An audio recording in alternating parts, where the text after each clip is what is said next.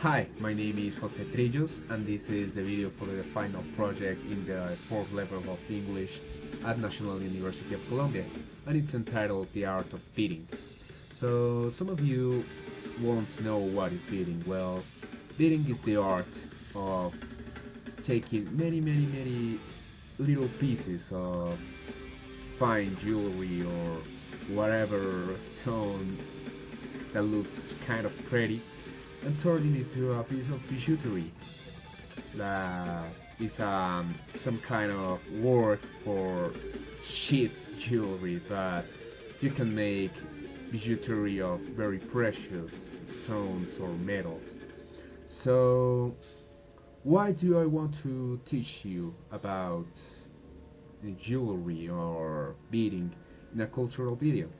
Well, I think that jewelry is a form of expression of some cultures, and as you can see the clothes or you can see the paintings or the sculptures of every culture, you can look also at the jewelry they used to create, and it defines in some way the form of life of the culture, and it spans until subcultures nowadays. So let's take a look at some of the jewelry in the ancient cultures and in some cultures nowadays. For instance, check this out. This is a photo from a burial site in Brittany, in France, and it gives the bodies of two people from around 7,000 years ago. And you can see their shell necklaces. This is one of the finest photos that you can find around, that these kind of necklaces have been found from around 100,000 years ago. Like these ones. These ones are some accessories found at Enkapune Yamuto in Kenya. And they were found around 40,000 years ago. And they are made of ostrich shells.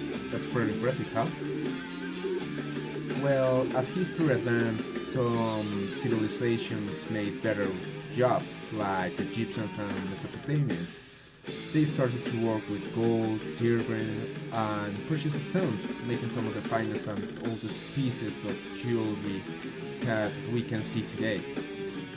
And we could go on with many cultures, such as Greek, or Roman, or Chinese, or the Aztec culture, for instance, but you get the point. Even in cultures that you can see today, jewelry is a form of expression.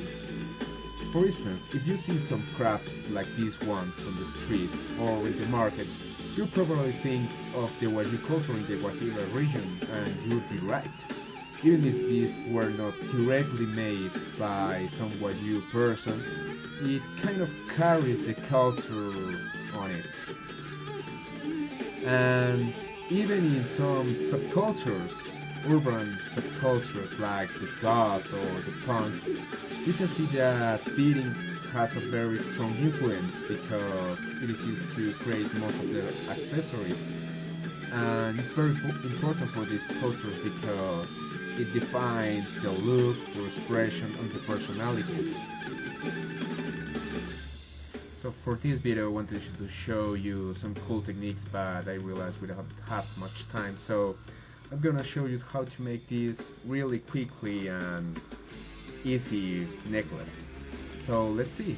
We're gonna need some plain leather, cuero plano, that we call here in Colombia, and some beads, lots of beads I've got here, and some cutting tweezers.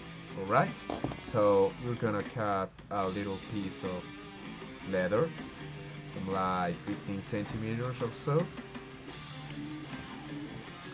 and we want to make a cut at 45 degrees on the tip so we can put the bits more easily. We're gonna put two bits, and we're gonna make a knot at the tip so the bits won't go out. Alright, and at the other extreme you're gonna put two more bits. Alright?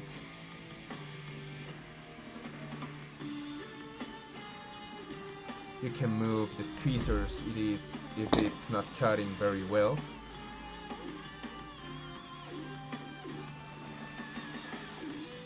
So we now have 4 bits in the little piece of leather that we have.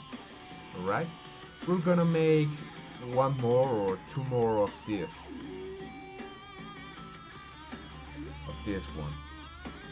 Here I have one made.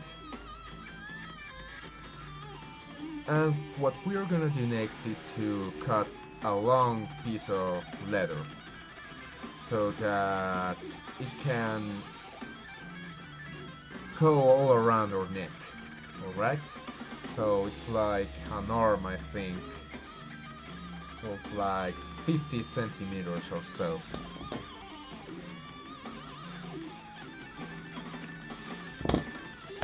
Alright, and we are gonna put the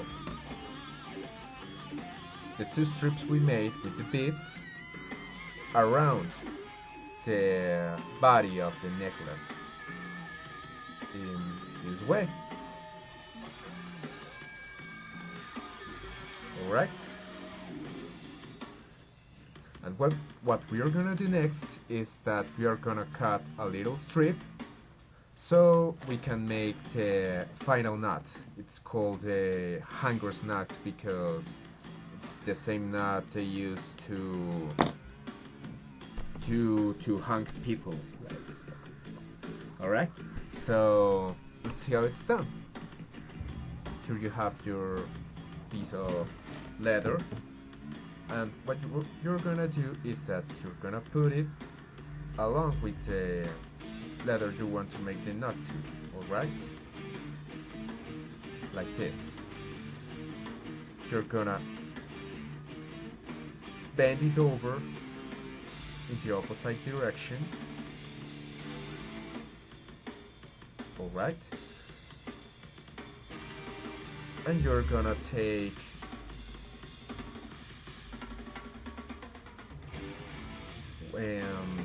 three or four turns. After you have made the turns, you put the tip of the leather back into the first eye or call, and you're gonna pull. That's it. It's the only thing you have to do. So you have the hanger's knot. You can see it's like a little knot, and it doesn't interfere with the rest of your leather.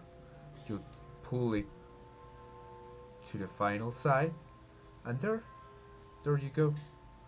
Be sure to pull as hard as you can so it don't comes out, and you cut the tips that you're not gonna use.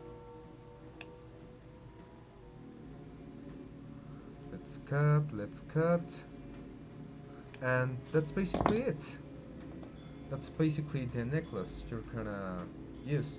You can put some things in the body of the necklace, like I have done here.